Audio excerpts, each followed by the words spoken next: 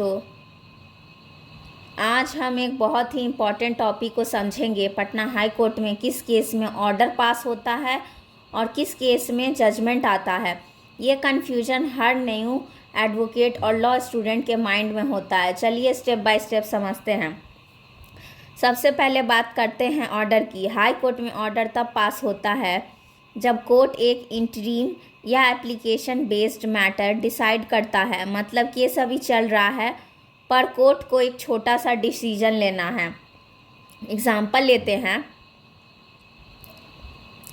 Bail application, regular bell, anticipatory bail या provisional bell. Court यहाँ order देता है। स्टे एप्लीकेशन या इंटरीम इंजंक्शन, यहाँ भी सिर्फ ऑर्डर आता है। मिसलेनियस पिटीशंस जैसे एडजॉर्नमेंट देना, इम्प्लीडमेंट अलाउ करना, रिस्टोरेशन करना, सब ऑर्डर के फॉर्म में ही होता है। ऑर्डर में जनरली डिटेल रीजनिंग नहीं होती, सिर्फ एक शॉर्ट ऑपरेटिव पार्ट होता है, जैसे बेल इज़ अलाउड या स्टे इज़ रिजेक्टेड। तो सिंपल बात, order equal to short decision application या इंटरलॉकेटरी मैटर में। अब बात करते हैं जजमेंट की। जजमेंट तब आता है जब कोर्ट फाइनल डिसीजन देता है और पूरे केस का निपटारा हो जाता है। पटना हाई कोर्ट में जजमेंट मेनली इन मैटर्स में ही होता है।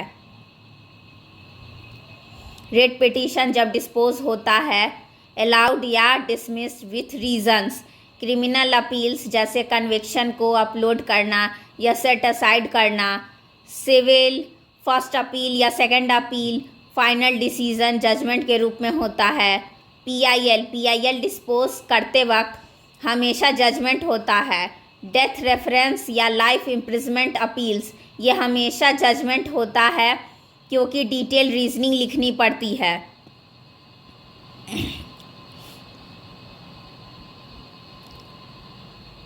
Judgment equal to final outcome of case. Judgment हमेशा डिटेल होता है, उसमें फैक्ट्स, इशू और रीजनिंग लिखी जाती है और फिर कंक्लूजन दिया जाता है।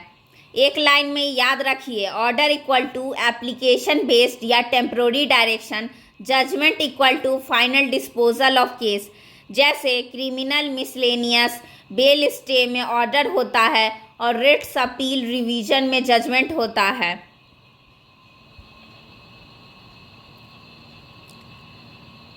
अब आपको क्लियर हो गया होगा कि पटना हाई कोर्ट में किस केस में ऑर्डर आता है और किस केस में जजमेंट। अगर आपको ये वीडियो हेल्पफुल लगा तो लाइक, शेयर और सब्सक्राइब जरूर करिए। मिलते हैं अगले लीगल टॉपिक के साथ।